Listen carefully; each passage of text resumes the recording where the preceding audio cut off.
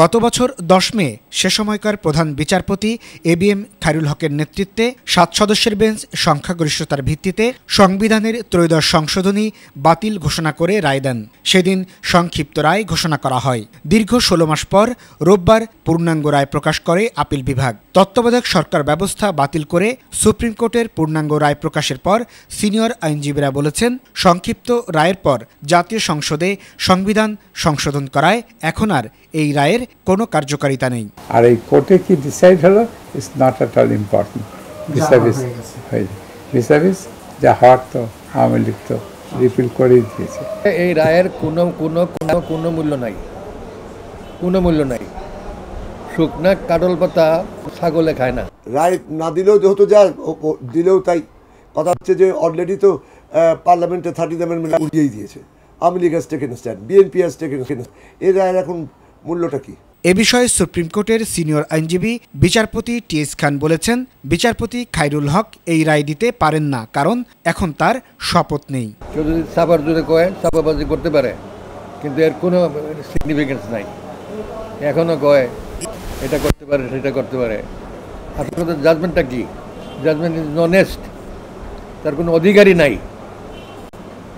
তাহলে একবার, এবং এর যারা সঙ্গ দিচ্ছেন তারাও ভুল করেছেন। প্রয়োজনে ফের সংবিধান সংশোধন করা যেতে পারে বলে মনে করছেন barrister Rafiqul Haque. R doctor M A Zahir বলেন, আগামী নির্বাচন কেয়ারটেকারের আন্ডারে করতে হলে সংবিধান সংশোধন করতে হবে। কোর্ট যাই হোক, কোর্টের জাজমেন্ট বাইন্ডিং, কোর্টে বাইন্ডিং, লয়ে বাইন্ডিং, কিন্তু পলিটিশিয়ানদের জন্য তার বাইন্ডিং না। মিলেমিশে করি কাজ, হারি জিতি নাই।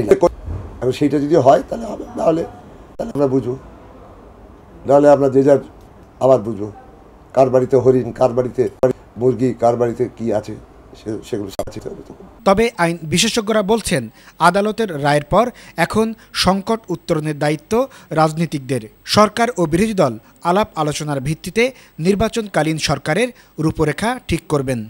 আদালতের পূর্ণাঙ্গ রায়ের পর এখন দেশের মানুষের সামনে একটাই প্রশ্ন, রায়ের আলোকে আগামী নির্বাচন হবে নাকি সেটা হবে অন্য কোনো পদ্ধতিতে? কারণ রায়ের পক্ষে বিপক্ষে সরকার ও বিরোধী দল। এ নিয়ে বিগত ১.৫ বছর ধরে উত্তপ্ত হয়ে আছে দেশের রাজনৈতিক অঙ্গন। নির্বাচনের সময় ঘনিয়ে আসার সাথে সাথে এ ইস্যুকে ঘিরে সংঘাতের আশঙ্কাও করছেন কেউ কেউ। এ অবস্থায় আইন বিশেষজ্ঞ ও দেশের মানুষ এই সংকট উত্তরণে তাকিয়ে আছেন রাজনীতিবিদদের দিকে। এখন দেখার বিষয়, গণতন্ত্র ও আইনের শাসন প্রতিষ্ঠায় তারা কতটা বিচক্ষণতার পরিচয় দিতে পারেন। Rafiquzzaman, Islamic television, Dhaka.